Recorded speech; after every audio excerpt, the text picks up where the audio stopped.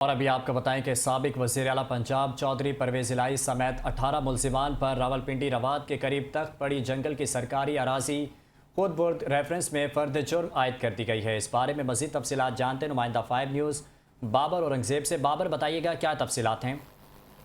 جی بالکل، سرکاری اراضی خود برد ریفرنس سابق وزیر اعلیٰ پرویز الہی پر فرد جرم عائد کر دی گئی ہے۔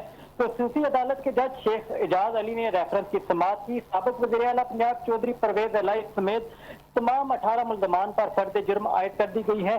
ریفرنس میں سابق وزیر اعلیٰ سمیت محکمہ مال اور محکمہ جنگلات کے افسران پر انتہائی قیمتی 1170 کنال اراضی نجی ہاؤسنگ سوسائٹی کو دینے کا الزام ہے۔